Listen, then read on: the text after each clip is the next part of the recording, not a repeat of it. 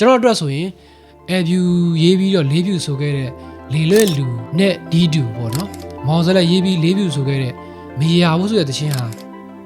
တထက်ထဲကန်တွေမြောက်တယ်ကျွန်တော်ထင်တယ်ဗျခေါင်းစဉ်ပေးထားတာ view ပုံတူကောက်ကြောင်းစာရေးဆရာနိုင်တော်ဖြစ်ပါတယ်ကျွန်တော်တို့ဆယ်ကျော်သက်အရွယ်ကျွန်တော်တို့တခြင်းတွေကိုတကယ်ယူမှုကြိုက်တဲ့အရွယ်မှာကျွန်တော်အတွက်ဆိုရင်ကျွန်တော်နဲ့ကျွန်တော်ပေါင်းတဲ့ဂီတမိတ်ဆွေဘော်ရာတွေကြားမှာဆိုရင်ကျွန်တော်တို့ခေတ်ရဲ့ view မောင်စလက်ယူဆတာကလင်းလင်းကြားပေါက်ဒါပေမဲ့လင်းလင်းရောကြားပေါက်ရောက view မဆန်ဘူးကျွန်တော်တို့ဘာမှမဆိုခြုံကြည့်လိုက်မယ်ဆိုနှစ်ယောက်လုံးကမောင်ဇလက်ဘက်ကိုပို့ပြီးတော့ရိမ့်တယ်လို့ကျွန်တော်တို့ယူဆမိတယ် view လိုမျိုးဗျာအခိုးငွေဆန်တယ်တိုးထိအတိတ်ပဲပေါ်ရခက်ခဲတဲ့အတိတ်ပဲဖွင့်ဆိုမှုမျိုးကတော့သူတို့စီမှာရှိမနေဘူးလို့ကျွန်တော်ယူဆတယ်ဒီလိုအတိတ်ပဲဖွင့်ဆိုမှုမျိုးက train တင်မှာရှိတယ်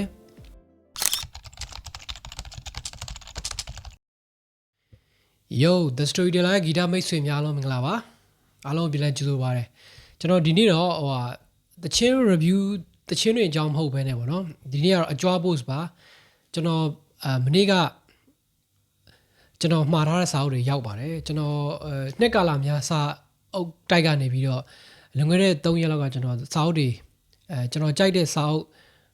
လေးအုပ် online နေမှားထားတယ်မနေ့ကရောက်လာတယ်ဒါပေမဲ့အလုံများနေတော့တခြားမကြည့်ပြဘူးပေါ့နော်အခုမှကျွန်တော်ပြန်တခြားunboxing လုပ်ဖြစ်တာပေါ့ဆိုတော့အခုကတော့true တွေကြီးကြီးတချင်းချောင်းနေဘာတွေတော့မဟုတ်ဘူးပေါ့နော်ဒါပေမဲ့ကျွန်တော်မှာထားတဲ့စာအုပ်တွေတဲမှာတော့တချင်းနဲ့ပတ်သက်တဲ့စာအုပ်တွေပါတယ်အထူးသဖြင့်အကြွားကျင်ဆုံးစာအုပ်ကတော့ဗောနော်တေးစရာ view အကြောင်းရေးသားထားတဲ့စာရေးစရာနိုင်စော်ရေးသားထားတဲ့ view ပုံတူကောက်ကြောင်းဆိုတဲ့စာအုပ်အဲ့ဒီစာအုပ်ကိုဖတ်ချင်လို့ပဲကျွန်တော်ကအဲ့ဒီနေ့ကစတွေ့ချင်းညာရင်းချင်းပဲကျွန်တော်online နေမှာလိုက်တာပါဒီစာအုပ်လိုချင်လို့ပဲကျွန်တော်တခြားအဲ့ဒီစာကိုကြည့်နေဒီနှစ်ကလာများမှာရှိတဲ့ကျွန်တော်လည်းလက်ရှိဖတ်ချင်နေတဲ့အကြိုက်တွေ့တဲ့စာအုပ်လေးကိုကျွန်တော်တစ်ဆက်တည်းမှာလိုက်ပါတယ်ဆရာနိုင်တော်ရေးတဲ့ view ပုံတူကောက်ကြောင်းပြီးတော့ကြပြဆရာမောင်ယူပိုင်ရဲ့အရေးပေါ်လှေကားဆိုတဲ့ essay တွေစူးစီးမှုပေါ့ဗျာအဲ့ဒါရှိတယ်ပြီးတော့လေးစားစွာဖြင့်ဆိုတဲ့စာရေးဆရာကြပြဆရာအောင်ချင်းရဲ့လေးစားစွာဖြင့်စာအုပ်ပြီးတော့ဒေါက်တာတန်းထွန်းရဲ့ငါပြောခြင်းသမျှငါအကြောင်းဆိုတဲ့စာအုပ်ဒီလေးကိုမှာထားတာပါဆိုတော့ကျွန်တော် unboxing လေးလုပ်ပြရမယ်အဓိကတော့ဒီ post ကဒီဗီဒီယိုကကြွားတဲ့ဗီဒီယိုဖြစ်ပါတယ်နောက်ပိုင်းမှာလည်းကျွန်တော်ဒီလိုပေါ့နော်တချင်းချောင်းတွေကိုပြောရင်ဗျာအတီအတန်ကြီးကျွန်တော်ပြောရမျိုးတဲ့ဒီလိုပေါ်ပါတဲ့ဒီလိုဗီဒီယိုလေးလည်းတင်သွားဖို့ရှိပါတယ်စိတ်ကူးထားတာတော့ကျွန်တော်အများအားလေးပေမေနေပြောလေးပေမေဂီတအကြောင်းတွေဒီဒသနာတွေပြောတာမျိုးထက်ဒီလိုပေါ်ပါတဲ့တင်ဆက်ပုံမျိုးနဲ့လည်းရှေ့မှာဗီဒီယိုဆက်လုပ်သွားဖို့စဉ်းစားထားတယ်ပေါ့နော်ဒီ view ရဲ့ပုံတူကောက်ကြောင်းစာအုပ်ကတော့စာရေးစရာနိုင်စောပေါ့နော်လက်ရှိဂီတာတီးနေတဲ့ဂီတာနိုင်စောမဟုတ်ပါဘူးစာရေးစရာနိုင်စောပါစာပေသမားတွေဂီတသမားတွေကသိကြပါတယ်ထွင်းတင်ရဲ့ပုံတူကောက်ကြောင်းဆိုပြီးတော့ဗာလဲအဆုံးမဲ့မိုးသားတဲ့သွားရအောင်မယ်ဆိုပြီးတော့ထွင်းတင်ရဲ့ပုံတူကောက်ကြောင်းစာအုပ်ကအင်မတန်နာမည်ကြီးပါတယ်ဒါအပြင်နိုင်စောကဆရာနိုင်စောကကျွန်တော်အထင်စိုင်းနီးဆိုင်စာအုပ်တုပ်လေးရေးဘူးတယ်ထင်တယ်ဗျလေးဖြူနဲ့ပတ်သက်တာတချို့ရှိမှထင်တယ်တေးတော့မသေးကြဘူးပေါ့နော်စိုင်းနီးဆိုင်အကြောင်းသူရေးဘူးတယ်ကိုရိုင်းရေးအထုပ်ပတ်ဒီပုံစံမျိုးပေါ့နော်ဒီထွင်းတင်နဲ့တွေ့တဲ့ထွင်းတင်စာအုပ်ဆိုရင်လဲထွင်းတင်နဲ့ကိုရိုင်းတွေ့ဆုံမင်းများပြီးတော့ထွင်းတင်ရဲ့ငယ်ဘဝကနေသူဂီတသမားဘဝအထိပေါ့နော်သူနဲ့အင်တာဗျူးတွေလည်းပါတယ်ပြီးတော့သူ့ဘဝဇာတ်ကြောင်းကိုဒီbiography တခုလို့သူကရေးဖွဲ့တဲ့သူဖြစ်ပါတယ်ပုံတူဟောပါနော်ဆိုတော့ဒါအမြန်ဆုံးလေးဒီစာအုပ်လေးကိုကျွန်တော်လည်းအခုမှဒီစာအုပ်ကိုဖွင့်ကြည့်ရမှာပါဒါကိုဖွင့်နေနဲ့ကျွန်တော် view အကြောင်းလေးပြောရရင် view ကကျွန်တော်အတွက်ဆိုရင်ကျွန်တော် view နဲ့ပတ်သက်ပြီးတော့ဒီ storyteller ရဲ့ page မှာရော channel မှာလည်းဗီဒီယို2ခု3ခုလောက်တင်မှုတယ်စာတွေလည်းတော်တော်များရေးမှုတယ်ဗျပွင့်လင်းပြောရင်ကျွန်တော်ကိုယ်တိုင်ရေးခဲ့တဲ့စာတွေထဲမှာကျွန်တော်ကတချင်းတပုံနှစ်ပုံနားထားရတဲ့လက်ရှိမှုအရချက်ချင်းကောက်ရေးလိုက်တာမျိုးတွေရှိတယ်ရက်နဲ့လနဲ့ချီပြီးတော့တွေးထားပြီးမှသေချာရေးတဲ့စာတွေရှိတယ်တချို့ဆိုရင်လည်းကျွန်တော်ထားပါတော့အများစုတော့ကျွန်တော်ရေမချိုးခင်ပါเนาะရေချိုးကန်นี้ကျွန်တော် ဖြစ်ကျွန်တော်အိမ်မှာထမင်းချက်ရင်းနဲ့ဖြစ်ကျွန်တော်တချင်းတွေ box နဲ့ဖွင့်တယ်အဲ့လိုအချိန်မျိုးမှာနားထောင်ရင်းနဲ့ပေါ်လာတဲ့အတွေးကိုဆက်ဆက်ပြီးကျွန်တော်အမြဲတမ်းရေးလေးရှိရပေါ့ဗျာဒီလိုအနုပညာရှင်တွေရဲ့မွေးနေ့အမှတ်တရတွေတောင်းမို့ album review တွေကလွဲရင်ပေါ့ဗျာတော်တော်များများကျွန်တော်ရေးတဲ့ essay တွေကရုပ်ချီးပေါ်လာတဲ့စိတ်ခံစားချက်တချင်းနားထောင်ရင်ဖြစ်လာတဲ့ emotion ပေါ်မူတည်ပြီးတော့ကျွန်တော်ရေးလေးရှိပါတယ်အဲ့လိုရေးတဲ့စာတွေထဲမှာကျွန်တော်ကပရိသတ်တွေကြိုက်တာမကြိုက်တာဆိုတာထက်ဗျာကျွန်တော်ကိုယ်တိုင်နှစ်ထောင်အားရရှိပြီးတော့ကိုယ့်စိတ်တိုင်းကြတဲ့စာတစ်ပုဒ်ရှိခဲ့ဘူးဒါက review နဲ့ပတ်သက်တဲ့စာပေါ့နော်မှန်အိမ်လေးတွေကအခိုးငွေလူဆိုပြီးတော့ကျွန်တော်အဲ့ဒီ essay လေးကိုခေါင်းစဉ်ပေးခဲ့ဘူးတယ် review တော့မဟုတ်မှန်အိမ်လေးတွေကအခိုးငွေလူဆိုတာဒါကဘာကိုအခြေခံပြီးပေးလဲဆိုတော့ review ရဲ့တခြင်းတွေ review ရဲ့ဘဝနေထိုင်မှုပြီးတော့သူတခြင်းတွေထဲမှာကျွန်တော်တို့ကင်တွေရခက်ခဲတဲ့အတိပ္ပယ်ဖော်ရခက်တဲ့အတိပ္ပယ်တစ်ခုကိုဖန်ဆုပ်တဲ့အနေနဲ့ပေါ့နော် review ရဲ့ဘဝဟာလည်းအခိုးငွေဆန်တယ်ကျွန်တော်တို့ review တခြင်းတွေ review အကြောင်းကိုပြောတိုင်းမှာ review ကိုပြောရတာကတခုခုကိုလက်စုပ်လက်ကန်ပြပြောတာမျိုးတဲ့ review ဟာအခိုးငွေလိုပဲပေါ့နော်မြင်ရတယ်ရှိမှန်းလည်းသိတယ်ခံစားလို့ရတယ်ဒါပေမဲ့တိတိပပပြောဖို့ခက်တဲ့ဒီလိုအခိုးငွေဆန်တဲ့အားမျိုးပေါ့ဗျာမှန်လေးဆိုတာကလည်းreview တချင်းတွေထဲမှာကျွန်တော် review ရေးခဲ့တဲ့တချင်းတွေမှာကျွန်တော်တို့ထိတ်ဆုံးနေရာမှာထားရတဲ့တချင်းပေါ့နော်narrator လည်းဖြစ်တယ်နောက်တို့အတွဲခွေထဲမှာ၃ယောက်ဆိုဘူးတယ်အောင်ဘူးလို့ ਨੇ ပေါ့နော်ဒီလိုပဲဘိုတယောက်တည်းပြန်ဆိုတာလည်းရှိတယ်အမှန်လေးဆိုတော့အဲ့ချင်းကလည်းအင်မတန်ကျွန်တော်ကြိုက်တဲ့ချင်းပါဆိုတော့အဲ့ဒါကိုအခြေခံပြီးတော့မှန်လေးကခိုးငွေလူဆိုပြီးတော့ review ရဲ့အကြောင်းကိုကျွန်တော်ရေးဘူးတယ် review ရဲ့ narrator ဖြစ်တဲ့တချင်းတွေပြီးတော့သူတချင်းတွေမှာကျွန်တော်တို့ခုနကပြောသလိုပေါ့နော်ဖန်ဆုပ်ကင်တွေအတိပ္ပယ်ပေါ်ပြရခက်ခဲတဲ့တချင်းတွေတဲကစာစုတွေကိုကျွန်တော်ရေးခဲ့ဘူးတယ်ပေါ့နော် review ကပွင့်လင်းပြောရင်ကျွန်တော်အတယောက်တည်းအတွက်ဆိုရင်ဗျာ DS ဒိုးလုံးသူတို့၃ယောက်ကကျွန်တော်အတွက်ဆိုရင်ဒါဒီလိုပြောရင်ပွင့်လင်းပြောရင်ဗျာဒီကစားမားတွေကိုဒီFIFA တို့ထားပါတော့ FC 27တို့ဒီလိုမျိုးgames company တွေက rating သတ်မှတ်တယ်လို့သတ်မှတ်ရမယ်ဆိုရင်အဲ့လိုသတ်မှတ်ရတော့မကောင်းပါဘူးအနုပညာအလုပ်ဒီစာပေလုပ်တွေမှာဘယ်သူကပိုကောင်းတယ်ဘယ်သူကတန်းဘယ်လောက်ရှိရဆိုတာပြောရတော့ခက်ပါတယ်ဗောနော်ဒါပေမဲ့လူတိုင်းမှာ personal တတိပုဂ္ဂလအမြင်တွေရှိကြတယ်အကြိုက်တွေရှိကြတယ်ဘယ်သူကိုတော့နံပါတ်ဘယ်လောက်မှထားမယ်ဆိုတာလူတိုင်းမှာကျွန်တော်အမြင်ပြောရင်ရှိနိုင်တယ်ဗျထုတ်ပြောဖို့သာခက်တာဗောနော်ကျွန်တော်ကတော့ပွင့်လင်းပြောပြရရင်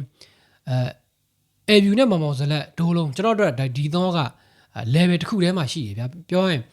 review ကိုတချို့တချင်းတွေမှာတချို့အတိတ်တွေမှာပြီးတော့သူ့ဘဝအပေါ်မှာနေထိုင်မှုပေါ်မှာသူ့ကိုပို့ပြီးနှစ်ထောင်အားရနှစ်လို့ဘွယ်ရှိတယ်အားကြတာမှန်တယ်ဒါပေမဲ့respect ပြီးတော့တချင်းတွေရဲ့တန်ဖိုးတချင်းတွေရဲ့ဒီဂန်ဝင်ဆန်မှုတွေရတွေ့ရင်ကျွန်တော်ကအမြဲတမ်း review နဲ့မော်ဇလက်ကိုတော့ကျွန်တော်ကတန်းနဲ့ထားပါတယ်ဒီလိုနေရာမှာပြည်သက်တွေကြားမှာပေါ့နော်အထင်မှားတယ်လို့ပြောမလားလူတွေအစွဲလို့ပဲပြောမလားတော့မသိဘူးဗျဂီတကိုယူမှုကြိုက်တဲ့သူတွေမဟုတ်ဘဲနဲ့ပေါ့နော်တာမန်တချင်းနားထောင်တဲ့သူတွေတာမန်ပရိသတ်တွေဆိုရင်တော့ review ပိုကြိုက်လိမ့်မယ်ဒါကကျွန်တော်အမြင်ပြောရရင်သူ့ကိုပိုကြိုက်ခြင်းက review လိုလူကနောက်တစ်ယောက်မရှိနိုင်တာကြောင့်ပါတယ်နောက်တစ်ချက်က review ကလက်ရှိတရှိထင်ရှားမရှိတော့တဲ့ဆုံးမသွားပြီဖြစ်တဲ့ဂန်တွင်ဖြစ်နေတာဒါကလည်းကျွန်တော်တယောက်တည်းအမြင်ရပြောမယ်ဆိုရင်ငငယ်နဲ့ဆုံးမသွားတယ်မရှိတော့ဘူးဆိုတော့မရှိတော့ခြင်းကကျွန်တော်တို့ဂန်တွင်ဆန်မှုကြီးမြတ်ခြင်းကိုပို့ပြီးတော့တက်ရောက်မှုကြီးစေလို့ကျွန်တော်ထင်တယ်ဗျာမောင်ဇလက်ကိုပြောရရင်ဗျာမောင်ဇလက်ကအခုထိတတိထင်ရှားလဲရှိသေးတယ်တချင်းတွေလည်းဆက်ရေးနိုင်သေးဆိုတော့လူတွေကဒီတက်ရှိတယောက်ကိုဂန်တွင်လို့သတ်မှတ်ဖို့ကလူတွေအတွက်ခက်ခဲတယ်လို့ကျွန်တော်တို့ယူဆမိတကယ်တော့လွန်ခဲ့တဲ့10စုနှစ်တွေကလေးက review ကမောင်ဇလက်ကဂန်တွင်မြောက်ပြီးသားပါကျွန်တော်တို့ကတော့ပြောရင်တန်းထဲမှာရှိပြီးသားလို့ကျွန်တော်ပြောချင်ပါတယ်ဒီနေရာမှာခုနကကျွန်တော်အရှိမပြောခဲ့တာလေးပြန်ကောက်ပြောရရင် review လိုလူတယောက်နောက်ထပ်မရှိနိုင်ခြင်းဆိုတာလဲ review ရဲ့တန်ဖိုးကိုပို့ပြီးကြီးမားစေတယ်ဒါဘာကြောင့်လဲဆိုတော့ပွင့်လင်းပြောမယ်ဗျာကျွန်တော်ဒီကြောင်းလဲခဏရေးခဲ့ပြောခဲ့ဘူးတယ်ကျွန်တော်တို့ဒီဘက်ကျွန်တော်တို့ဒါကျွန်တော်ဆို95မွေးတဲ့လူဗျာအသက်30ဝန်းကျင်ပေါ့နော်ဒီလိုမျိုးဆက်အတွက်ဆိုရင်ကျွန်တော်တို့ခက်မှာ review လို့မော်စလဲတို့ဆိုတော့ကျွန်တော်ငငယ်လေးတွေပေါ်ခဲ့တဲ့သူပေါ့နော်ကျွန်တော်တို့ခက်လို့ပြောတာခက်တယ်ဗျာကျွန်တော်တို့ဆယ်ကျော်သက်အရွယ်ကျွန်တော်တို့တချင်းတွေကိုတကယ်ယူမှုကြိုက်တဲ့အရွယ်မှာကျွန်တော်အတွက်ဆိုရင်ကျွန်တော်နဲ့ကျွန်တော်ပေါင်းတဲ့ဂီတမိတ်ဆွေဘော်ရာတွေကြားမှာဆိုရင်ကျွန်တော်တို့ခက်ရဲ့ review မော်စလဲလို့ယူဆတာကလင်းကြားပေါ့ဒါတေးကြတယ်ပေါ့နော်ဒါပေမဲ့ကျွန်တော် အမြင်ရပြောကြည့်မယ်ဆိုရင်လင်းလင်းရောကြားပေါက်ရောက view မဆန်ဘူးကျွန်တော်တို့ပြောရရင်ပေါ့နော်ကျွန်တော်တယောက်တည်းအမြင်လည်းဖြစ်နိုင်သလိုသူတို့ဖန်နေတဲ့ဂီတတွေသူတို့ရဲ့တကူကြီးတခါရစိတ်ပိုင်းဆိုင်ရာသူတို့ရွေးချယ်တဲ့ professional ဘာမှမဆိုခြုံကြည့်လိုက်မယ်ဆိုနှစ်ယောက်လုံးကမော်ဇလက်ဘက်ကိုပို့ပြီးတော့ရိမ့်တယ်လို့ကျွန်တော်တို့ယူဆမိတယ်။ view လိုမျိုးဗျာအခိုးငွေဆန်တယ်တိုးတိအတိတ်ပဲပေါ်ရခက်ခဲတဲ့အတိတ်ပဲဖို့ဆိုမှုမျိုးကတော့သူတို့စီမှာရှိမနေဘူးလို့ကျွန်တော်ယူဆတယ်။ဒီလိုအတိတ်ပဲဖို့ဆိုမှုမျိုးက train တင်မှာရှိတယ်။ကျွန်တော်တို့လက်လန်းမိသလောက်ဆိုရင်သူတို့နှစ်ယောက်ပဲရှိမယ်လို့ထင်တယ်ဗျဒီဘက်ကalternative ဖြစ်ဖြစ် rock guitar ဖြစ်ဖြစ်ကျွန်တော်တို့ဒီဘယ်လိုပြောရမလဲအဲ့ဒါကို keyboard guitar ဘက်မှာဆိုရင်ပေါ့နော်အဲ့လိုမျိုးအခုံးငွေဆန်တဲ့အတိတ်ပဲဖွာခတ်တဲ့ဘဝနေထိုင်မှုတခြင်းတွေကိုဖန်တီးရတဲ့သူတွေဆိုရင် view နဲ့စင်တာ train တွေပဲရှိတယ်ဗျကျန်တဲ့သူတွေမှာပြောရခက်တယ်လို့ထင်တယ်ဒါကတော့ကြုံကြိုက်လို့ကျွန်တော် view အကြောင်းကိုပြောရင်းနဲ့ the s မှာကျွန်တော်က view နဲ့မော်ဒယ်ကိုဘယ်လိုသဘောထားလဲဆိုတော့ပြောချင်တာပါဥပမာဗျာဥပမာပဲတစ်ခုပေးမယ်ဗျာ၄ view ဆိုခဲ့တဲ့ view သချင်းလေလွင့်လူပေါ့ဗျာဒီသချင်းဆိုရင်လူတိုင်းက masterpiece the greatest လို့ပြောတယ်ဗျာဒါပေမဲ့၄ view ဆိုပြီးတော့မောင်စောလည်းရေးတဲ့မေးရဘူးဗျာခဏလေးများ album မှာပါတာမေးရဘူးဟုတ်တယ်လိပ်ပြထွက်ပြီးတော့ခဏလေးများမှာပါတယ်မေးရဘူးဆိုတဲ့သချင်းဆိုရင်ရောလူတွေကဂန်နဝင်ဆန်တယ်လို့မသတ်မှတ်ကြဘူးလား greatest လို့ပြောတဲ့ချိန်မှာအဲ့အချင်းကိုလူတွေကထဲမပြောဘူးဗျာပြီးတော့မောင်စောလည်းရေးတယ်အများကြီးပါ၄ view တို့မျိုးကြီးတို့အငဲတို့အခွေထဲမှာထားပါတော့အငဲခွေထဲမှာဆိုရင်နောက်ဆုံးမိနစ်ဆိုတဲ့သချင်းဆိုရင်အုံကျူလည်းဖြစ်တယ်စာသားအဓိပ္ပာယ်ပြီးတော့တန်စင်တိဆောက်မှုပြီးတော့၄ view ရဲ့ဒီBOB ထဲမှာဆိုရင်လည်းဗျာအများကြီးပဲမောင်စလက်ရေးတဲ့သချင်းတွေတကယ်ဂန်ဝင်ဆန်တဲ့သချင်းတွေပေါ့ဒါပေမဲ့မောင်စလက်ဟာလက်ရှိဒီတက်ရှိထင်ရှားရှိနေသေးဒါကပဲသူ့ရဲ့သချင်းတွေကိုဂန်ဝင်ဆန်တယ်လို့လူတွေကပြောတော့လက်တုံနေလို့ကျွန်တော်ကတော့ယူဆမိပါတယ်ကျွန်တော်အတွက်ဆိုရင် view ရေးပြီးတော့၄ view ဆိုခဲ့တဲ့လေလွင့်လူနဲ့ဒီတူပေါ့နော်မောင်စလက်ရေးပြီး၄ view ဆိုခဲ့တဲ့မရဘူးဆိုတဲ့သချင်းဟာတထက်ထဲဂန်တွေမြောက်တယ်ကျွန်တော်ထင်တယ်ဗျဒါဒီလိုပြောတာကျွန်တော်အခုရှူတော့လုံးနဲ့လွယ် perspective တောင်လွယ်အောင်လွယ်သွားနိုင်တယ်ကျွန်တော်တင်သွင်းနေတာကအခု view အကြောင်းပြောရင်းနဲ့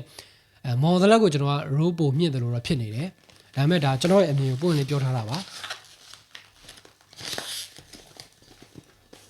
ကျွန်တော်ဘော်ရိုင်းနဲ့ကျွန်တော်ဘော်ရိုင်းဖြစ်ကျွန်တော်ဟိုတချင်းနဲ့ပတ်သက်ပြီးမင်းနဲ့ပြောရဆိုကြတဲ့ကျွန်တော်ရဲ့ဟိုဟာရှိတယ်ဗျအကိုတွေရှိတယ်ဂီတမိတ်ဆွေတွေရှိတယ်သူတို့ကကျွန်တော်အမြဲတမ်းပြောတယ်ပေါ့နော် view နဲ့မော်ဒလက်မှာ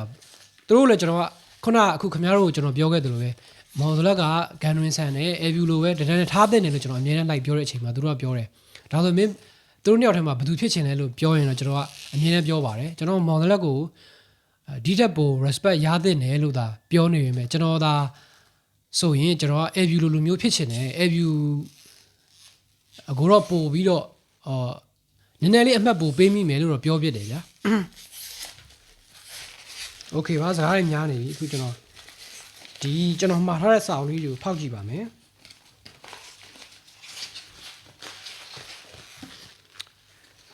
ကျွန်တော်ကပုံမှန်ဆိုရင်တော့ကျွန်တော်ဟိုစာအုပ်ဝယ်ရင်ကျွန်တော်ကိုယ်တိုင်လူကိုယ်တိုင်မြို့ထဲကိုသွားပြီးမှစာအုပ်တိုက်တွေအများကြီးမှာအင်းဝါတို့စာပေလောကတို့စသဖြင့်ကိုယ်တိုင်ထားပါတော့လက်20ကဒီငါတို့စာပေဆိုရင်လည်းအဲ့လိုပဲကိုယ်တိုင်ကိုကြသွားပြီးတော့ရွေးပြီးတော့စိတ်ကြိုက်ဝယ်ရတာကျွန်တော်သဘောကျပါတယ် online မှာတာကျွန်တော်ဒါပထမဆုံးအချိန်ဖြစ်မယ်ထင်တယ်စာအုပ်အဟောင်းရောင်းတဲ့page တစ်ခုကနေကျွန်တော်ရှေ့မှာကျွန်တော်ကိုနေဝင်းစာအုပ်တွေပြီးတော့ကိုနေဝင်းရဲ့အရေးသားများရဲ့နောက်တစ်ခါဒီဂီတနဲ့ပတ်သက်တဲ့စာအုပ်နှုတ်မှာဘူးလေဗျ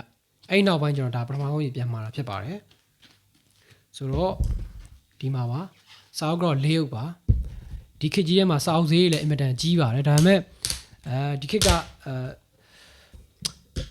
စာအုပ်မှာဈေးကြီးတာမဟုတ်ပါဘူးကျွန်တော်တို့နေ့စဉ်နေ့တူကကျွန်တော်လက်ဖက်ဆိုင်ထိုင်လဲလက်ဖက်ရပုံမှန်တဲ့ဈေးကြီးတယ်ကျွန်တော်တောင်းနေဆက်လိုက်ပို့ပြီးတော့ဈေးကြီးတယ်ဒီလိုပြောလို့ဗျာစာအုပ်တွေစာအုပ်ဈေးတွေရန်ကြီးလို့စာအုပ်မဖြစ်ဘူးဆိုတော့စင်ကြီးကတော့ကျွန်တော်တို့အတိတ်ပဲရှိလို့ကျွန်တော်မထင်ဘူးဗျာထားတော့ဟိုထမင်းစားရတယ်ဗျာအရင်ထက်တော့ကျွန်တော်ကုန်စင်းနှုန်းကြီးတော့ကြက်ဥတွေတောင်ဈေးကြီးနေတာဗျာကျွန်တော်တို့ရေဈေးကြီးတာပဲဗျာ မတောက်လို့မရဘူးစားမဲ့ဟာတွေစားတာပဲကျွန်တော်ရုပ်ရှင်သွားကြည့်ပြကြတာပဲဆိုတော့ဆက်လက်တွေဈေးကြီးတယ်မတောက်လို့မရဘူးတောက်ဖြစ်တာပဲဆိုတော့ဒီလိုပဲစာအုပ်ကတော့လူဘဝမှာအသက်ရှင်ရတဲ့အတွက်မရှိမဖြစ်တော့မဟုတ်ဘူးပေါ့ဗျာမဖက်လဲရတယ်ဒါပေမဲ့ခုနပြောတဲ့စာအုပ်တွေဈေးကြီးလာလို့မဝယ်ဖြစ်ဘူးမဖက်ဖြစ်ဘူးဆိုတဲ့စိတ်ကြီးဟာအတိတ်ပဲမရှိကြောင်းကျွန်တော်ပြောတာပါပြီးတော့ကျွန်တော်ကတော့ပွင့်လင်းပြောရင်ကိုယ်တိုင်စာအုပ်နဲ့ဖက်ရတာကိုပိုကြိုက်ရင်နောက်ပိုင်းမှာကျွန်တော်လည်းစာတွေတိတ်မဖက်ဖြစ်တော့ဘူးကျွန်တော်မှရှေ့မှာဝယ်ထားတဲ့စာအုပ်တွေတော့တိတ်မဖက်ဖြစ်ဘူးဒါပေမဲ့ကျွန်တော်ဒီလို reference ယူနေတာဖြစ်ဖြစ်ကိုးကားခြင်းတဲ့အချိန်တိုင်းမှာကျွန်တော်မှချက်ချင်းကောက်လှန်စရာစာအုပ်တွေကျွန်တော်လက်ထက်မှာအလုံးလောက်ရှိတယ်ပေါ့နော်ဒါပေမဲ့အသစ်တွေကျွန်တော်မဖတ်ဖြစ်လို့ကျွန်တော်အခုထပ်မှာတာဖြစ်ပါတယ်အရင်ဆုံးကျွန်တော်ဒီ A-view စာအုပ်ကိုအရင်ဆုံးကြွားပါမယ်တောက်ချင်းသွားမယ်ပေါ့နော်ဒါကတစ်ချိန်တုန်းကဒီ magazine တွေထဲမှာအခန်းဆက်ပါခဲ့ဘူးတဲ့စာအုပ်ပေါ့နော် A-view အကြောင်းကျွန်တော်လည်းဒီ online မှာတွေ့တဲ့တချို့အပိုင်းအခန်းဆက်တွေတင်တဲ့ထဲကကျွန်တော်ဒီJ-pad နဲ့ကျွန်တော်စိတ်ထားရရှိပါဒါပေမဲ့အစဆုံးမဟုတ်ဘူးပေါ့နော်တချင်းလေးညီးရင်လမ်းလျှောက်မယ်ဘာမှမလိုတော့ဘူးဆိုတော့ခေါင်းစဉ်ပေးထားတာ A-view ပုံတူကောက်ကြောင်းစာရေးဆရာနိုင်စောဖြစ်ပါတယ်မျက်နှာဖုံးပကြီးကကျွန်တော်အထင်ဟိုဖြစ်မယ်ထင်တာပဲမြို့ဆွေတန်ဆရာအကြောင်းဖြစ်မယ်ထင်တာပဲ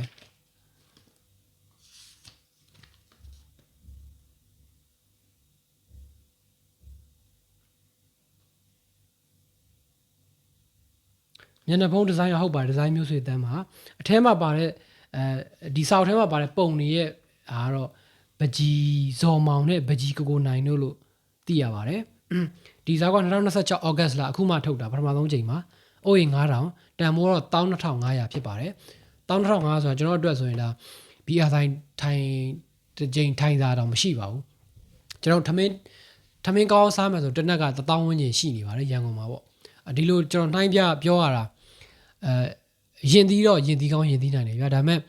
စာအုပ်တွေဈေးကြီးရဆိုတဲ့လူတွေအတွက်ကျွန်တော်နှိုင်းပြတာပါဆက်လိုက်တပူးဝယ်ရင်9000ရှိပါတယ်မာဗီရဲ့တပူးမာဗီရဲ့2ဘူးကျော်စာပဲရှိပါတယ်ဒါဟိုဒီစာအုပ်ကကျွန်တော်ကတော့ပွင့်လင်းပြောရင်တချင်းချင်းတွေကြိုက်တယ်ပြီးတော့ဂီတ content တွေဖန်တီးနေတဲ့သူတွေဗျာဒါခင်ဗျားတို့ကပြောကောင်းပြောနိုင်တယ်ခင်ဗျားဒီကနေ content တွေပြန်ထုတ်လို့ရတယ်ဆိုပေမဲ့ပေါ့နော်ကျွန်တော်ဒီ content တွေမလုပ်ဘူးဆိုရင်လည်းကျွန်တော်ဒီစာအုပ်ဝယ်ဖတ်မှာပါဒါပေမဲ့ကျွန်တော်လိုတော့လူတိုင်းကမဟုတ်နိုင်ဘူးပေါ့နော်လူတိုင်းက A-view အကြောင်းကိုမသိချင်ကြဘူး A-view အကြောင်းမသိလို့လည်းရတယ်ဆိုတဲ့လူတွေရှိတယ်ဆိုတော့အဲ့ဒီလူတွေအတွက်လည်းကျွန်တော်ဒီစာတဲကကျွန်တော်ဖတ်မိတဲ့အထဲကကျွန်တော်နဲ့ထိတွေ့တိုက်ဆိုင်မိတဲ့ကျွန်တော်ယင်နဲ့ထိရှာမိတဲ့အကြောင်းအရာလေးတွေကျွန်တော်မျှဝေသွားဖို့ရှိပါတယ်ဒါပေမဲ့ဒီစာအုပ်ထဲကစာပိုက်တွေတော့တိုက်ရိုက်ဖော်ပြတာမျိုးတော့ကျွန်တော်လုပ်သွားဖို့မရှိပါဘူးဆိုတော့အရင်ဆုံးမာတိကာကိုကြည့်ကြည့်ပါမယ်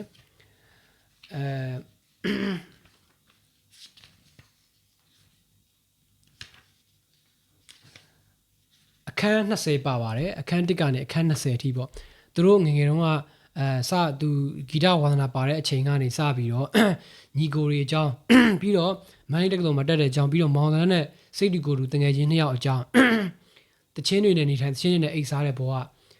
ပြီးတော့သူကြိုက်ခဲ့တဲ့မိန်းကလေးတယောက်သူ့ရဲ့အမျိုးသမီးပေါ့ဗျာပြီးတော့ရန်ကုန်ရောက်လာတဲ့အကြောင်းတွေတချင်းတွေအကြောင်းလိပ်ပြအားလုံးပါတယ်ပေါ့နော်ဒီစာအုပ်ကကျွန်တော်တို့ဆိုရင်တော့ပြောရင်အင်မတန်ရှားပါပြီးတော့တန်မိုးကြီးရဲ့စာအုပ်လို့ကျွန်တော်တို့ယူဆပါတယ်ဒီကာလမှာပဲကျွန်တော်ပြီးခဲ့တဲ့ရက်ပိုင်းတွေကဒီဂီတ channel တခု page တခုကတင်ထားတဲ့စာလေးတခုဖတ်မိပါတယ်ဂီတအကြောင်းတောင်းပြောင်းထွေလာဖြစ်မယ်ထင်ပါတယ် A-view ရဲ့ဒီမင်းမရှိရင်မဖြစ်လို့ပေါ့နော်နောက်ဆိုခဲ့တဲ့မင်းမရှိရင်မဖြစ်လို့ဆိုတော့တချင်းကိုသူရေးပြခဲ့တဲ့အကြောင်းလေးရယ်သူဇနီးကိုသူကဒီမွေးနေ့လက်ဆောင်ပေးဖို့အတွက်ရေးပြခဲ့ဆိုတဲ့အကြောင်းလေးဖတ်မိပါတယ်အမှန်တော့အဲ့ဂီတအကြောင်းတောင်းပြောင်းထွေလာတင်ထားတာကတော့ beauty magazine မှာထင်တယ်ဗျ A-view ကိုယ်တိုင် beauty magazine မှာသူကိုယ်တိုင်ရေးခဲ့တဲ့ဆောင်းပါးအနေနဲ့ရေးခဲ့တာကိုတင်ထားတာပေါ့ကျွန်တော်ကဘယ်မှာဖတ်မိလဲဆိုတော့ကျွန်တော်ဝယ်ထားတဲ့အဟောင်းနှန်းကိုဝယ်ထားတဲ့ဒီအလင်္ကာဂီတ journal တွေရှိပါတယ်အဲ့ဒီအလင်္ကာဂီတ journal တွေကmagazine တစ်ခုမှာဆိုရင်လည်း magazine အပိတ်မှာကျွန်တော်အဲ့ဆောင်းပါးကိုဖတ်ခဲ့ဘူးတာပေါ့နော် A-view ကသူ့ရဲ့ဒီဒိုးလုံးနဲ့မယားညီကိုဆိုတာလည်းအားလုံးသိပြီးသားဖြစ်မှာပါ A-view ရဲ့ဇနီးတဲ့အန်ဒီဆိုလားနာမည်တော့မသိဘူးဗျထားပါတော့ A-view ရဲ့ဇနီးတဲ့ဟာဒိုးလုံးနဲ့မောင်တော်ကတွန်းခွဲပါ သူကဒီသူ့ရဲ့ဇနီးတွေကိုပေါ့နော်သူတရက်မှာသူတို့ရီးသားဘွားမှာလက်ဆောင်ပေးဖို့သူစဉ်းစားတယ်ဒါပေမဲ့တခြားအယုတ်တွေတို့ထားပါတော့ကြီးမားခန်းထားတဲ့သူမပေးနိုင်ဘူးပေါ့နော်သူနောက်နေ့မှာသူဒါသူ့ရဲ့ချစ်သူရီးသားရဲ့အဲ့တော့သူဇနီးမဖြစ်သေးဘူးပေါ့မွေးနေ့လက်ဆောင်နဲ့သူကအဲ့ဒီမင်းမရှိရင်မဖြစ်လို့ဆိုတဲ့သချင်းလေးကိုအမတ်တရလက်ဆောင်ရေးပေးခဲ့တဲ့အမတ်တရလေးသူဟိုရေးထားတဲ့ဆောင်းပါးလေးပေါ့နော်အဲ့ဒါလေးဖတ်မိတယ်ဒါတိုက်ဆိုင်လို့ကျွန်တော်ပြောပြတာပါဆိုတော့ဒီစာအုပ်ကတော့ကျွန်တော်တို့ဒီကာလဒီရက်ပိုင်းတွေထဲမှာကျွန်တော်ကိုစိတ်အာရုံကိုစောက်တီးရစေမဲ့စာအုပ်လို့ကျွန်တော်မျှော်လင့်ပါတယ်အလုပ်တွေရှုပ်နေတာတွေရောတခြားပုဂ္ဂလရုံးကန်ရင်ဆိုင်ရမှုတွေပြီးတော့ဒီခြားမတည်ငြိမ်မှုတွေပေါ့ဗျာကိုယ်တကူစားအပြင်ကျွန်တော်တို့လက်ရှိအစမပြေတဲ့ဒီတိုင်းပြည်ရဲ့ဘလို့ဒါကိုကျွန်တော်ဘလို့သုံးတော့မယ်တော့မသိဘူးဗျာအားလုံးထုတ်ရင်ဖွင့်ခြင်းပဲပြောလို့မရတယ်ပြောလို့မဖြစ်တဲ့အကြောင်းအရာတွေအကျက်တဲတွေဗျာဒါတွေကြားထဲမှာအားလုံးအသက်ရှူကျက်နေတဲ့အချိန်မှာကျွန်တော်တယောက်တည်းတော့ဒါကဆောက်တီရစေတဲ့ဒီစိတ်ထွက်ပေါက်လေးတစ်ခုလို့ကျွန်တော်ယူဆပါတယ်ဒီအကြောင်းလေးကိုလည်းကျွန်တော်နောက်ကြုံကြရင် AVU အကြောင်းတွေ AVU သချင်းတွေနဲ့ပတ်သက်ပြီးကျွန်တော်မျှဝေသွားဖို့ရှိပါတယ်ဆိုတော့ကြုံလို့တစ်ခုထပ်ကြွားခြင်းပါသေးတယ် AVU နဲ့ပတ်သက်ပြီးလွန်ခဲ့တဲ့ရက်တွေထဲမှာစာရေးဆရာမောင်ကိုအမရပူတာပေါ့နော်သူရေးထားတဲ့စာလေးတွေဖတ်ရပါတယ်သူကကျွန်တော်ရဲ့ဒီ The Storyteller တော့သူ mention ပြီးပြောထားတာရှိပါတယ်AVU နဲ့ပတ်သက်ပြီးတဲ့သူအများကြီးရေးထားတာအများကြီးလေ့လာထားတယ်အများကြီးလည်းသူကြိုက်တယ်ပေါ့နော်online မှာလည်းတဲ့သူလူငယ်လေးတွေပြောတဲ့ AVU လူငယ်လေးတွေဒီဘက်ခင်မျိုးဆက်က AVU ကိုဘယ်လိုမြင်လဲဆိုတာနဲ့ပတ်သက်ပြီးသူ like စာတွေဖတ်ဖြစ်တယ် YouTube တွေကြည့်ဖြစ်တယ်တဲ့အဲ့ဒီမှာလူငယ်လေးတယောက်ပြောထားတာသူတွေ့ရတယ်ပြီးတော့ The Storyteller ကရေးထားတဲ့ shoot down ကိုသူသဘောကျတယ်လေးစားတယ်လို့သူပြောထားပါတယ်အဲ့ဒီတော့လည်းကျွန်တော်ဆရာမောင်ကိုအမရဘူရာကိုကျေးဇူးတင်ကြောင်းပြောချင်တယ် appreciate လဲကျွန်တော်ဖြစ်ပါတယ်ဂုဏ်ပြုမှုတစ်ခုလို့လဲ honor တစ်ခုလို့ကျွန်တော်ခံစားရပါတယ်မောင်ကိုအမရဘူရာဆိုတာပွင့်လင်းပြောရရင်များသူရေးခဲ့တဲ့ဒီ profile များဆိုရင်သူကိုယ်တိုင်ဒီဆရာနိုင်ညီမာတို့ဒီမျိုးစေ့တန်းတို့ထားပါတော့မင်းထင်ကိုကြီး director မင်းထင်ကိုကြီး performer မအီအစရှိသဖြင့်ပေါ့ဗျာပကြီးဆရာရာဟုတ်လားဒီလိုမျိုးနယ်ပယ်ဆောင်ကအမှုပညာသည်တွေကိုသူကိုယ်တိုင်ကိုကြတွေးဆုံပြီးတော့အင်တာဗျူးပြီးတော့သူတို့ရဲ့ဘဝအကြောင်းကိုထားတော့ဒီလိုနိုင်တော်ရေးတဲ့စာအုပ်လိုမျိုးသူကတော့လူတစ်ယောက်အကြောင်းကိုဒီအခန်းဆက်မဟုတ်ဘူးပေါ့နော်ဆောင်းမအရှိတစ်ခုအနေနဲ့လို့သူကရေးဖွဲ့ခဲ့တဲ့ profile များဆိုတာရှိပါတယ်အဲ့စာအုပ်ဆိုလည်းကျွန်တော်ခက်ခဲရင်းရှာဖွေထားရတယ်အဲ့ဒီထဲက inspiration လည်းကျွန်တော်အများကြီးယူရပါတယ်ကျွန်တော်အခု video တွေလုပ်တဲ့နေရာမှာကျွန်တော်music video တွေ content တွေလုပ်တဲ့နေရာမှာလူတစ်ယောက်အကြောင်းကိုပြောပြီးဆိုရင်ကျွန်တော်ကဆရာမောင်ကိုအမရဘူရတင်ဆက်ခဲ့တဲ့စာရေးခဲ့တဲ့ပုံစံတွေပြီးတော့တစ်ချိန်လုံးကအလင်္ကာဂီတ journal တွေမှာရေးခဲ့တဲ့အရေးသားတွေသူတို့ရဲ့ဒီ shoot down တွေးခေါ်ပုံတွေပြီးတော့ဂီတနဲ့ပတ်သက်ရင်အများဆုံးကျွန်တော် reference ယူရတာကတော့ပြောရင်ကိုမျိုးအိုင်ယာပေါ့ကိုမျိုးအိုင်ယာရဲ့ interview တွေကိုမျိုးအိုင်ယာရဲ့စာတွေအဲ့လိုစာတွေကိုကျွန်တော်ကရေးသားခြင်းတဲ့သူဖြစ်တယ်အဲ့လို interview တွေလည်းတကယ်တော့လုပ်ချင်တာပေါ့အခါခွင့်မသိသေးလို့ပေါ့ဗျာပြီးတော့နောက်ထပ်ကျွန်တော်inspiration ယူရတဲ့လူတယောက်ရှိတယ်ဒါကတော့မောင်ယူပိုင်ကြပြဆရာမောင်ယူပိုင်မှာဂီတဘက်ကအချမ်းကလူတွေကတော့မောင်ယူပိုင်ကိုယဉ်နေခြင်းမှာယဉ်နေလိမ့်မယ်ကြပြဆရာမောင်ယူပိုင်ကျွန်တော်ရဲ့ဒီ Storyteller channel ကိုစလုပ်တဲ့အချိန်တုန်းကကျွန်တော်မှရွေချက်ပွင့်လင်းပြောရင်အများကြီးမရှိဘူးဗျာကြီးမားထုတ်ပြရင်ကျွန်တော်၃ခုပြောပြမယ်ပွင့်လင်းပြောရရင်ကျွန်တော် Storyteller ဆိုတဲ့နာမည်ကိုပြောတာကိုနာမည်ရွေးချယ်တာကိုကျွန်တော်ဘဝတွေကကျွန်တော်ပြောချင်တဲ့ဇာတ်ကြောင်းတွေကျွန်တော်ကြုံကြက်ခဲ့တဲ့အပြင်မှာတွေ့ခဲ့တဲ့ဇာတ်ကြောင်းတွေကျွန်တော်ဖတ်ခဲ့တဲ့စာရွက်တဲ့ဇာတ်ကြောင်းတွေတချင်းတွေကဇာတ်ကြောင်းတွေကိုပြန်ပြောပြခြင်းလို့ကျွန်တော်ကပုံမြင်မဟုတ်သောဇာတ်လမ်းတွေကိုပြောပြခြင်းလို့ The Storyteller ဆိုပြီးတော့ channel စထောင်တယ်အဲ့ဒီကစင်ကျွန်တော်အပိုင်နိုင်ဆုံးကျွမ်းကျင်ဆုံးလို့ယူဆတဲ့ဂီတအကြောင်းနောက်ခံအကြောင်းတွေကျွန်တော်ပြောပြတယ်အဲ့ဒီမှာကျွန်တော်ရဲ့ဖြစ်ချင်မှုပေါ့နော်ဘယ်သူလို့ဖြစ်ချင်လဲဆိုတော့ကျွန်တော်နှစ်ခုပဲရှိတယ်ဘာလဲဆိုတော့ကိုမျိုးအိုင်ယာလိုမျိုးကျွန်တော်ကအင်တာဗျူဝါတယောက်ဖြစ်ချင်တာကိုမျိုးအိုင်ယာလိုမိကုံကောင်းတွေမေးတဲ့သူတယောက်ဖြစ်ချင်တယ်ထူးအိမ်တင်တို့ကိုနေဝင်းတို့ဆိုင်းခန်းလိတ်တို့အဲဗျူမော်ဆိုလဲစသဖြင့် तू အင်တာဗျူးခဲ့တဲ့သူတွေအများကြီးဗျာအဲ့ဒီလူတွေကို तू မေးခဲ့တဲ့ shoot down တွေ तू တွေးခဲ့တဲ့ तू ပေးခဲ့တဲ့ခေါင်းစဉ်တွေကအစပါနော်တရောဥတည်ယူလဲပါတယ်အစုံပေါ့ဂျင်းမီတို့ဆိုင်းခိုင်လည်းလို့ဒီ तू မေးခဲ့တဲ့အင်တာဗျူးခဲ့တဲ့သူတွေအများကြီးပဲ तू တွေးတဲ့ shoot down တွေ तू မေးတဲ့မေးခွန်းတွေကအင်မတန်ကောင်းတယ်ပြန်ဖောက်တဲ့မေးခွန်းတွေကစအင်မတန်အဆင့်တန်းမြင့်တယ်အဲ့လို interviewer မျိုးလို့ကျွန်တော်ဖြစ်ချင်တယ်ပြီးတော့ ခုကပြားစရာမောင်ယူပိုင်ပေါ့မောင်ယူပိုင်social မှာသူရေးတဲ့သူ့အကောင့်မှာသူရေးတဲ့ဒီဂီတ essay တွေကအင်မတန်အဆင့်တန်းမြင့်ပါတယ်ပို့ရင်ပြောရင်နိုင်ငံတကာဂီတအကြောင်းတွေဆိုရင်လည်းအင်မတန်အဆင့်တန်းမြင့်တယ်နဘာနာတို့အကြောင်းတွေထားပါတော့နိုင်ငံတကာဂီတရည်စည်းကြောင်းကဘလို့အဆင့်ဆင့်ပြောင်းလဲလာတယ်ဆိုတဲ့အကြောင်းတွေပြီးတော့မြန်မာပြည်ကတချင်းတွေအကြောင်းသူဓာတ်ခွဲဖော်ပြထားတဲ့အဆောင်အမတွေကကျွန်တော်တို့တော်တော်လေးကိုအတူယူရပါတယ်ပေါ့နော်ကျွန်တော်ကိုယ်တိုင်လည်းအဲ့လိုမျိုးစစ်စစ်ပေါက်တစ်ချိန်မှာတော့ရင်းနေအောင်ကျွန်တော်စူးစမ်းပါမယ်အခုချိန်မှာတော့ကျွန်တော်ရေးတဲ့ဆောင်းပါးတွေဖြစ်ဖြစ်ဂီတ essay တွေကျွန်တော်ပြောပြတဲ့ podcast တွေဟာကျွန်တော်ရဲ့တတိပုဂ္ဂလစိတ်ခံစားချက်အပေါ်အဓိကမူတည်တယ်ပြီးတော့အဲ့ဒီသချင်းနားထောင်ရင်းနဲ့ကျွန်တော်ဆက်တွေးမိတဲ့ philosophy တွေသချင်းစာသားတွေရဲ့လေးနက်မှုတွေပြီးတော့ဒီဖန်တီးသူတွေရဲ့ဘဝတွေကအကြောင်းတွေဒါတွေပဲကျွန်တော်ကခံစားမှုကိုအခြေခံတဲ့ကျွန်တော် essay တွေ video တွေကိုကျွန်တော်ကတိစောက်တာဖြစ်ပါတယ်သချင်းတွေကိုကျွန်တော်ကဒီလိုဓာတ်ခွဲခန်းတစ်ခုထဲမှာဓာတ်ခွဲသလိုမောင်ယူပိုင်လို့ပေါ့နော်လုံးဝ analyze တီးတဲ့ခေတ်တေးကြကျွန်တော်မလုံနိုင်သေးဘူးအဲ့လိုမျိုးတစ်ချိန်မှာလဲလုပ်ဖို့လဲဆန္ဒရှိပါတယ်ဒါကကျွန်တော်ဘာကြောင့်မောင်ယူပိုင်ကိုအဲ့လောက်ကြိုက်တယ်လဲဆိုတဲ့အကြောင်းကိုပြောပြတာပါအခုမောင်ယူပိုင်ရဲ့စာအုပ်ကအရေးပေါ်လှေကားနဲ့အခြားစကားပြေများဆိုတာကျွန်တော်ဒီစာအုပ်ထွက်တာလည်းကျွန်တော်သိတယ်ဒါပေမဲ့ဒီစာအုပ်ဟာမောင်ယူပိုင်ရဲ့ရီယိုအတန်းစာတွေ essay တွေဆောင်းပါးတွေပဲထင်ခဲ့တာပေါ့ဒါပေမဲ့အညွှန်းတွေဖတ်ကြည့်တဲ့အချိန်မှာမောင်ယူပိုင်ဟာဒီထဲမှာဂီတနဲ့ပတ်သက်တဲ့ဆောင်းပါးတွေအများကြီးပါတယ်ဆိုတော့ကျွန်တော်သိလိုက်ရတယ်ဒါကြောင့်ပဲကျွန်တော်ဒီစာအုပ်ကိုမှာလိုက်တာဥပမာဗျာကြံရည်သူမှတ်စုဆိုရင်ကျွန်တော်က तू က1 2 3ကြံရည်သူမှတ်စုဆိုတော့ကျွန်တော်က तू က8ထိရေးထားတယ်သူရေးတဲ့စာရည်ဆိုကျွန်တော်ကဒီဖုန်းနဲ့ဆိုရင် notepad ထဲမှာအများနဲ့ copy ပြီးမှတ်ထားလိုက်ရှိတယ်ကျွန်တော်အားတိုင်းတစ်ခုခုသွားတိုင်းထားပါတော့ best car စီးတာဖြစ်ဖြစ်တယောက်ကိုစောင့်နေတဲ့အချိန်တွေမှာကျွန်တော် notepad ထဲကနေပြန်ဖတ်တယ်အများဆုံးဖတ်ပြတာမော်ယူပိုင်ရဲ့စာတွေပါကြံရည်သူမှတ်စုဆိုတော့သူ့ဘဝထဲမှာတွေ့ခဲ့တဲ့သူတွေအကြောင်းရေးထားတာပါ profile စင်တာပေါ့အဲ့ဒီအကြောင်းတွေပြီးတော့ train တင်အကြောင်းပါတယ်ပြီးတော့ကိုင်းစာတင်ပုံအကြောင်းကျိုးမျိုးကဂီတာသမားမှတ်စုထားတော့မမအေးအကြောင်းဒါတွေကျွန်တော်Facebook မှာလည်းဖတ်ဖူးလို့ပြင်မဲ့စာအုပ်နဲ့ဖတ်တန်ဖိုးကတော့မတူဘူးပေါ့ဗျာတခြားထားပါတော့ငွေငန်း rock and roll မှာဒီကြံမိုးတို့ဂမ်ဘီယာမိုးဂျိုဂီတာအကြောင်းတွေအများကြီးပါတာကိုတွေ့ရတယ်တော်ဝက်လောက်ကဂီတာအကြောင်းတွေထင်ပါတယ်ဆိုတော့ဒါကတာမန်စာဖတ်သူပြိတ္တတော့မသိဘူးဗျာကျွန်တော်တို့စာလဲဖတ်ချင်တယ်ဂီတကိုလည်းစိတ်ဝင်စားဆိုတဲ့လူတက်ကတော့ဒါလုံးဝတန်ဝန်းဖြတ်နိုင်တဲ့စာအုပ်ဖြစ်ပါတယ်ဆိုတော့ဒီစာအုပ်ထဲကအကြောင်းတွေကိုလည်းကျွန်တော်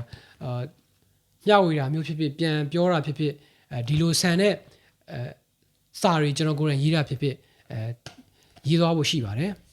ဒါကတော့ဂီတနဲ့ပတ်သက်တဲ့စာအုပ်နှုတ်လို့ပဲအကြမ်းကြီးပြောချင်ပါတယ်နောက်တဲ့နှစ်အုပ်ကတော့ဆိုတော့ဒီနောက်ကိုသေချာအောင်ပြပါဦးမယ်နိုင်စော်ရဲ့twin တွေ sorry abu ကောက်ကြောင်ပြီးတော့မောင်ယူပိုင်ရဲ့အရေးပေါ်လေကားနဲ့အခြားစကားပြေများဆိုတော့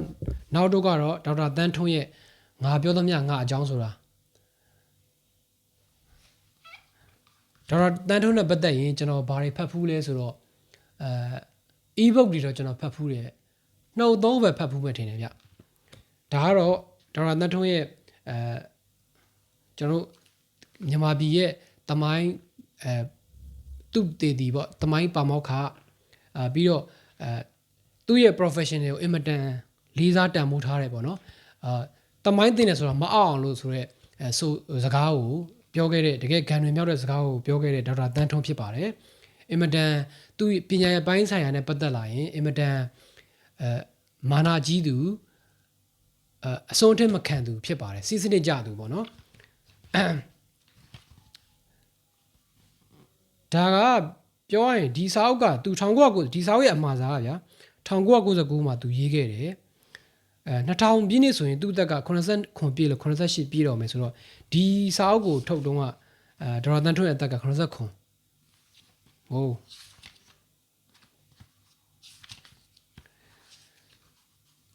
စာအုပ်ခေါင်းစဉ်တိုင်းပဲဗျာငါပြောချင်သမျှငါအကြောင်းသူ့ဘဝအကြောင်းသူ့အကြောင်းကိုသူပြောချင်တဲ့အတိုင်းပြောမယ်ဆိုတော့ဟာမျိုးပေါ့အတူတူလေးတွေပါကြိုက်ပါတယ်ဒီလိုစာအုပ်မျိုးကျွန်တော်အင်မတန်ဖတ်ချင်တဲ့စာအုပ်ပါဆိုတော့ဒီမှာဒီစာအုပ်နောက်မှာပေါ့နော်ခုနသူကပညာနဲ့ပတ်သက်ရင်မာနာကြီးတယ်ဆိုတဲ့အကြောင်းကိုသူဒီစာအုပ်နောက်လေးမှာသူရေးထားရှိပါတယ်ပညာမာန profession price ဆိုတာရှိတယ်တဲ့အဲ့ဒါမရှိဘူးဆိုရင်အလုပ်လုပ်လို့မဖြစ်ဘူးတဲ့ကိစ္စတစ်ခုကိုပြည့်စုံအောင်သိဖို့ကငါရဲ့အလုပ်ပြီးတော့ငါတွေ့တဲ့အတိုင်းအာမနာပဲပြောဖို့က ငါရဲ့တာဝန်တခါတော့လေကိုပြောတာပြင်းထန်လို့ရန်သူကိုတိုက်ခတ်တဲ့သဘောမဖြစ်အောင်လို့ရေစရာလိုပြီးပြောတဲ့အခါလည်းရှိပါတယ်တဲ့ဒါဒီစာလေးဖတ်ရုံနဲ့ तू ကပညာမာနဘယ်လောက်ထိပြင်းထန်တယ်လဲဆိုတော့တွေ့နိုင်တယ်ပေါ့နော်ဆိုတော့ဒါတတိယမြောက်အုပ်ပါနောက်တော့ကတော့နောက်ဆုံးတော့ကတော့ကြပြဆရာကြီးလေးစားတဲ့ကြပြဆရာကြီးအောင်ချင်းရဲ့လေးစားစွာဖြင့်ဆိုတဲ့အမှားစာတွေစုစည်းထုတ်ဝေမှုပါဒါလည်းပြောရင်ဒီလိုစာအုပ်မျိုးကလည်းထူးဆန်းတယ်ပေါ့နော်ပွင့်လင်းပြောရရင်ကျွန်တော်ဟာကြပြဆရာတွေရေးတဲ့ essay စကားပြောအင်မတန်ကြိုက်ပါတယ်တော်တော်များများလည်းအဲ့လိုမျိုးရှိမယ်ထင်ပါတယ်ဥပမာဗျာထားပါတော့ဖော်ဝေးဆိုလဲဖော်ဝေးတိုင်ထဲမှာဖော်ဝေးဟာသူ့ရဲ့ကြပြတွေပြင်သူရေးခဲ့တဲ့ essay တွေပါတယ်သူ့ရဲ့ဒီစကားပြေအရေးသားတွေပေါ့ဗျာ essay လို့ပြောရင်ကျွန်တော်တို့ကတခုတည်းတိတ်ဟိုခေါင်းစဉ်တက်လိုက်တာဖြစ်မယ်သူ့ရဲ့စကားပြေအရေးသားတွေအများကြီးပါတယ်ပြီးတော့မောင်ချောနဲ့ဆိုလဲမောင်ချောနဲ့ရသူ့ရဲ့ကြပြတွေမှာအမှားစာရေးတဲ့နေရာမှာမောင်ချောနဲ့ရေးတဲ့စကားပြေရေးသားအင်မတန်အဆင့်တန်းမြင့်ပါတယ်အတူစရာလည်းကောင်းတယ်ကျွန်တော်ကစကားပြေသမားဖြစ်တဲ့အတွက်ကျွန်တော်လည်းစကားပြေတွေရေးခြင်းတဲ့သူဖြစ်တဲ့အတွက်ကြပြနဲ့ဆိုင်ကြပြရဲ့အများကြီးဖတ်ဖြစ်ပြင်မဲ့ကျွန်တော်ကစကားပြေတော့ပိုကြိုက်တယ်ဗျဥပမာစိုင်းဝင်းမြင့်ရေးတဲ့စကားပြေဆိုလဲအင်မတန်ကြိုက်တယ်ပေါ့နော်အောင်ချင်းရတဲ့စကားပြေတွေအင်မတန်အရေးခဲပေမဲ့ဒါမြန်မာပြည်စာပေလောကမှာဆိုရင်ဒါဒီလိုစာအုပ်မျိုးရှားပါမယ်လို့ထင်ပါတယ်ဒါအောင်ချင်းကတခြားစာအုပ်တွေထဲမှာဖြစ်ဖြစ်သူ့ရဲ့စာအုပ်တွေထဲမှာဖြစ်ဖြစ်သူကိုယ်တိုင်အမှားစာရေးခဲ့တဲ့အမှားစာတွေကိုစာအုပ်တွေဆိုရင်ဗျာစာအုပ်တွေမှာအမှားစာရှိတယ်ကျွန်တော်အတွက်ဆိုရင်ဒါအမှားစာဆိုတော့အင်မတန်ရေးကြီးတယ်လို့ကျွန်တော်ထင်တယ်အမှားစာမပါတဲ့စာအုပ်တွေဆိုဘယ်လောက်တန်ဖိုးရှိဗျာဘယ်လောက်ခမ်းနားကြီးရယ်ကျွန်တော်ကတော့အမှားစာမပါတဲ့စာအုပ်တွေဆိုရင်တခုလိုရတယ်လို့အမြင်နဲ့ထင်တယ်အမတ်ရှော့တဲ့တယ်လို့ကျွန်တော်ထင်တယ်အမှားစာပါတဲ့စာအုပ်ကသာပြီးစုံတယ်ထင်တယ်အထူးသဖြင့်သူတို့လေးစားတဲ့လူတွေရေးတာဖြစ်ဖြစ်စာရေးဆရာကိုယ်တိုင်ရေးတဲ့အမှားစာတွေကပို့ပြီးအထိပ္ပယ်ရှိတယ်ပို့ပြီးစုံတယ်ကျွန်တော်ကယူဆတယ်ပေါ့နော်ဒါကတော့ပြောရင်အောင်ချင်းကစာအုပ်တွေရေးခဲ့တာမဟုတ်ပါဘူးသူရေးခဲ့တဲ့အမှားစာတွေကိုစုပြီးတော့ဒီခေတ်ကာလများစာအုပ်တိုက်ကစုစည်းပြီးတော့ပြန်လည်ထုတ်ဝေထားဖြစ်ပါတယ်ဆိုတော့ကျွန်တော်ရမ်းဖတ်ချင်တဲ့အောင်ချင်းရဲ့စကားပြေးသားတွေကိုဒီမှာဖတ်ရမှာဖြစ်ပါတယ်အောင်ချင်းနဲ့ပတ်သက်လို့ရှိရင်ကျွန်တော်ခင်ဝမ်းရဲ့ဒီစာအုပ်အကြီးပြခင်ဝမ်းနဲ့ပတ်သက်လို့စာအုပ်ကျွန်တော်မှရှိတယ်အဲ့ဒီစာအုပ်ကြီးကအင်မတန်နဲ့ရှားပါတယ်ဗျ sorry ကျွန်တော်တခြားမှာသွားရှာနေဒီမှာကျွန်တော်ရဲ့ဒီမိုက်အောက်မှာကျွန်တော်လှုပ်ထားတဲ့ခင်ဝမ်းစာအုပ်ပေါ့စိတ်ကူးချူကထုတ်တဲ့စာအုပ်ကြီးပါအင်မတန်တန်ဖိုးရှိတယ်ပေါ့နော်ခင်ဝမ်းအကြောင်းအမှတ်တရစာစုတွေထဲမှာအဲ့ဒီထဲမှာဆိုရင်ခင်ဝမ်းအကြောင်းကိုသူ့ရဲ့မိတ်ဆွေတွေကအများကြီးရေးသားထားတာရှိတယ်ပေါ့နော်ဒီထဲမှာအမှတ်ရရှိဆုံးကသူ့ရဲ့အရင်အဆုံးပုံကိုယ်တွေကကိုနေဝင်းကြီးရဲ့စာကျွန်တော်မှတ်မိတယ်ပြီးတော့မောင်ချောနဲ့ခင်ဝမ်းအမှတ်တရရေးတဲ့စာအင်မတန်ကောင်းတယ်ပြီးတော့အောင်ချင်းရေးတဲ့စာဆိုလဲအရှိကြီးပြစာမျက်နှာပေါင်းအများကြီးပါတယ်ခင်ဝမ်းအမှတ်တရသူရေးတဲ့စကားပြေရေးစာအင်မတန်ကောင်းတယ်စကားလုံးအသုံးလုံးပြီးတော့သူပြောချင်တဲ့အကြောင်းအရာကိုတဲ့တို့ပြောတဲ့အရေးသားမျိုးကအင်မတန်ကြိုက်တယ်ပေါ့နော်ကျွန်တော်အတွက်ဆိုရင်ဒီထဲမှာလည်းပြောရရင်အောင်ချိတ်ရေးခဲ့တဲ့စကားပြေရေးစာကိုကျွန်တော်ကဒီစာအုပ်ကတော့ပြောရင်ဟိုထိုင်နေဖတ်မယ်စာအုပ်မျိုးမဟုတ်ဘူးခဏစိတ်ကူးပေါက်တိုင်းမှာထားပါတော့အချိန်မရတဲ့ကြားဖြစ်ဖြစ်ခဏတိုင်းမှာကျွန်တော်တို့ကဒီစာအုပ်လေးကောက်လိုက်တဲ့ဟိုထားပါတော့အမှားစာတစ်ခုဖတ်လိုက်တယ်ပြန်ရထားလို့ရတဲ့စာအုပ်မျိုးကျွန်တော်အခုမှထားတဲ့စာအုပ်သုံးလုံးကအဲ့လိုစာအုပ်တွေပါတထိုင်နဲ့တက်အုပ်လုံးပြီးအောင်ဖတ်မယ်စာအုပ်တွေမဟုတ်ဘူးပေါ့နော်နောက်ပိုင်းမှာကျွန်တော်ကတထိုင်နဲ့ဖတ်တဲ့ဝတ္ထုမျိုးတွေကျွန်တော်သိမဖတ်ဖြစ်တော့ဘူးessay တွေစကားပြေတွေအထူးသဖြင့်ပေါ့နော်အချိန်ခဏလေးပေးပြီးတော့ဟိုတပိုက်ဟိုထားပါတော့ဟိုစာတစ်ပုဒ်ဖတ်လိုက်ပြီးရင်ဆက်တွေးတောတာမျိုးကျွန်တော်ကနောက်ပိုင်းပို့လို့ဖြစ်တဲ့အတွက်ဒီလိုစာအုပ်တွေပဲကျွန်တော်နောက်ပိုင်းပို့ဖတ်ဖြစ်တယ် classic ဝတ္ထုတွေတော့ကျွန်တော်သိမဖတ်ဘူးတကယ်တော့ကျွန်တော်ကစာဖတ်သူတယောက်နေဆိုကျွန်တော်ငယ်တုန်းကအင်မတန်ဟိုဟာတွေဖတ်ခဲ့တာ novel တွေပေါ့နော်မြန်မာလိုပြောရင်ဝတ္ထုအရှိတွေကျွန်တော်အရန်ကြိုက်ခဲ့တဲ့သူနောက်ပိုင်းမှာကျွန်တော်ဝတ္ထုတွေ essay တွေကြပြတွေကိုဖတ်ဖြစ်တာငယ်တုန်းကတကယ်ဝတ္ထုရှည်ကိုကျွန်တော်ယူမှုဖတ်ခဲ့တဲ့သူပေါ့နော်ကျွန်တော်ဒီဖုန်းထဲမှာဆိုတော့ ebook တွေ down ထားတာဆိုတော့ဝတ္ထုရှည်တွေအများကြီးပဲရှိတယ်ဒါပေမဲ့နောက်ပိုင်းမှာဒီ social media ရဲ့တက်ရောက်မှုအရာကျွန်တော်တို့အလောက်ကိုင်းတွေများလာတယ်လူမှုဘဝတွေမှာတခြားဖြည့်ရှင်းရတဲ့ကိစ္စတွေများလာတော့ကျွန်တော်တို့စာအုပ်အချိန်ပေးမဖတ်နိုင်တဲ့အတွက်ဝတ္ထုရှည်တွေကိုကျွန်တော်အလန့်ဝေးနေတာပေါ့ဒါပေမဲ့ကျွန်တော်ရဲ့ personal တတိပုဂ္ဂလဆိုကျွန်တော်ကတစ်ချိန်မှာအချိန်ရခဲ့ရင်ပေါ့ဗျာဘဝဘေးချင်းတွေပေးခဲ့ရင်ကျွန်တော်ကဝတ္ထုအရှိကြီးတောင်ကျွန်တော်ကရေးချင်တဲ့သူမျိုးဗျဆိုတော့ဝတ္ထုရှိရတော့ကျွန်တော်တို့စာပေအမျိုးအစားတွေထဲမှာ ကျွန်တော်အကြိုက်ဆုံးအရေးသားမျိုးပေါ့ဗျာဝတ္ထုရှည်ကဒါပေမဲ့ဒါကကျွန်တော်တို့ခဲတောင်ခဲရင်လည်းဖြစ်တယ်စာဖတ်ဖြစ်ဖို့တော့ခက်နေတယ်ဗျာစာရေးဖို့ဆိုတော့ပိုခက်ခဲတယ်ဒါပေမဲ့ချိန်မှာတော့ကျွန်တော်အဲ့အိမ်မက်ကိုလည်းအရင်နှီးဆိုင်ပြီးတော့ကျွန်တော်မှာအချိန်လဲအားလက်တယ်ဒီစာရေးဖို့အတွက်လည်းဘာအနှောက်အယှက်မှမရှိဘူးဆိုတော့ဘာမှအပိုက်ကတွေးတောနေကြပူကြမလို့တဲ့အချိန်မျိုးကြာရင်ကျွန်တော်စာရေးအထူးသဖြင့်ဝတ္ထုရှည်ရေးဖို့လည်းကျွန်တော်မှာအိမ်မက်တစ်ခုရှိပါတယ်ဒါကတော့ကြုံလို့ပြောပြတာပါဆိုတော့ဒါကကျွန်တော်အခုတလောမှာထားတဲ့စာအုပ်တွေနဲ့ဒီစာအုပ်တွေအကြောင်း unboxing ပေါ့ဗျာ blog style ကြီးပြောပြရင်းနဲ့ကျွန်တော်ဒီစာအုပ်တွေအကြောင်းကျွန်တော်တောင်းမြောင်းထွေးလာပြောပြခဲ့တာဖြစ်ပါတယ်နောက်ပိုင်းမှာလည်းကျွန်တော်ကဒီတချင်း review တွေ album review တွေဆိုတာမျိုးမဟုတ်ဘဲနဲ့ပေါ့နော်ကျွန်တော်ဘွားတွေကကျွန်တော်ပြောပြခြင်းနဲ့ပုံမြင်မဟုတ်သောဇာတ်လမ်းတွေအကြောင်း The Storyteller ဆိုတဲ့နာမည်အတိုင်းstory ကိုကျွန်တော်ဆက်ပြီးပြောသွားခြင်းပါတယ်ပြီးတော့ blog style နေထားပါတော့ဗျာဟိုနေ့က Derek Miller Uncle Derek Miller နဲ့တဲနုကြောင်းဆိုတော့ကျွန်တော်ဗီဒီယိုရိုက်ချင်တာမဟုတ်ဘူးကျွန်တော်ကဂီတာလေးခောက်ရင်းနဲ့တဲနုဆိုရင်းနဲ့မှအဲ့အတွေးပေါ်လာလို့ချက်ချင်းကောက်ရိုက်လိုက်တာဗျာထားပါတော့တချင်းတစ်ပုတ်ကျွန်တော်နားထောင်ရင်းနဲ့ရုပ်တရက်အတွေးပေါ်လာတယ်ဗီဒီယိုချက်ချင်းကောက်ရိုက်လိုက်မယ်ဗီဒီယိုချက်ချင်းတင်လိုက်တာမျိုးဖြစ်နိုင်တယ်နောက်ပိုင်းမှာအခုလိုပြိသက်နဲ့လည်းပုံမထီတွေ့ရမယ်နီလန်မျိုးစုံနဲ့ကျွန်တော် content တွေလုပ်သွားဖို့စဉ်းစားထားပါတယ်ရုပ်ရှင်အကြောင်းလည်းဖြစ်မယ်စာအုပ်အကြောင်းလည်းဖြစ်မယ်ဘောလုံးကဘာတွေကလည်းဖြစ်မယ်ပေါ့နော်ဆိုတော့ဒါကမြစ်တာကြိုရက်ခံတာပါဆိုတော့အားလုံးကိုကျေးဇူးတင်ပါတယ် The Storyteller ဂီတာမိတ်ဆွေအားလုံးကဒီဗီဒီယိုကြည့်ရှုနေတဲ့ပရိသတ်အားလုံးကိုကျေးဇူးတင်ပါတယ်နောက်တဲ့ဗီဒီယိုမှာပြန်တွေ့ရမယ်ဂီတာအဖြစ်ငြိမ်းချမ်းလွတ်လပ်သောလူပေါင်းကိုဖန်တီးတည်ဆောက်နိုင်ကြပါစေ